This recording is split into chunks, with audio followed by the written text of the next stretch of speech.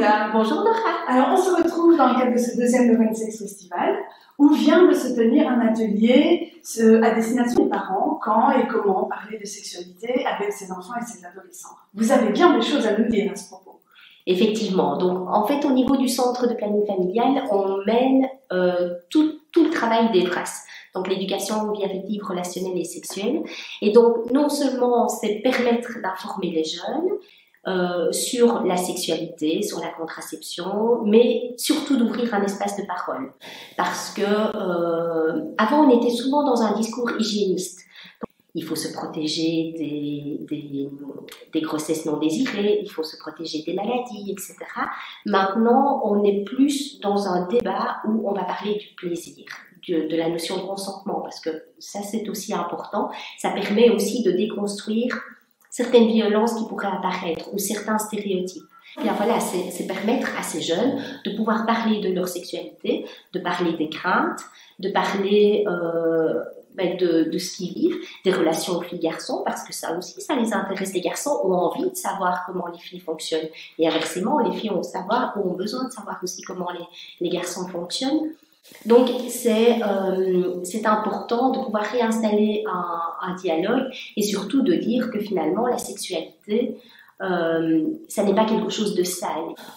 Ça sert à rien d'avoir un discours moralisateur parce que c'est braquer les jeunes et finalement rompre cette relation de confiance qu'on voudrait peut-être installer. Donc, il y a plein de petits moyens justement pour dire on ne s'immisce pas trop dans la vie affective ou sexuelle de ses enfants. On respecte finalement cette intimité parce que ça ne sert à rien d'aller trop loin non plus. On respecte, mais on donne finalement les outils aux jeunes que pour pouvoir aborder sereinement leur sexualité parce que s'ils n'ont pas des réponses, ils vont les chercher sur Internet.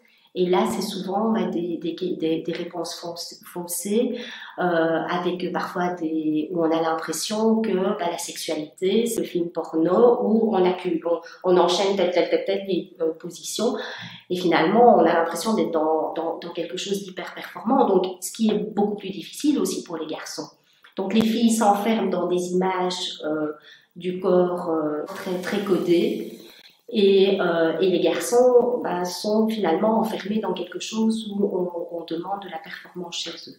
Votre centre de planning familial est installé ici au cœur de Namur, rue de la Tour. Quel public recevez-vous? Alors, j'aurais tendance à dire de 7 à 77 ans, mais c'est même au-delà de 77 ans.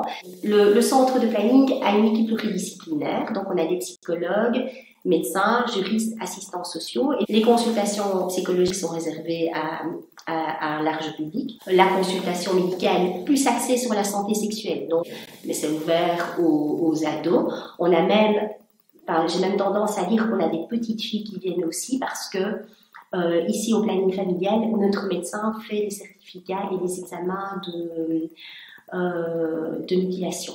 Donc tout ce qui touche l'excision, etc., l'infibulation, notre médecin est formé justement pour pouvoir faire les certificats pour les autorités. Enfin, on a beaucoup d'adolescentes, on a des dames qui viennent aussi pour simplement faire l'examen de contrôle, donc le frottis. Mais les hommes, ils viennent essentiellement pour les dépistages mixtes. La tranche d'âge majoritaire en consultation juridique, je dirais c'est les 40-50 ans, parce que là, c'est plus des questions sur la procédure de séparation ou de divorce. La majorité de nos publics, on ne peut pas nier que ce sont quand même la population des ados, des jeunes. Vous recevez le public dans vos cabinets, oui. Mais vous vous rendez aussi dans les écoles. Voilà. Donc, il y a tous les établissements scolaires, mais il y a tout le hors scolaire que l'on fait aussi. Donc, ça peut être pour des publics adultes, pour des publics, des groupes FLE, comme on dit, donc français, langue étrangère.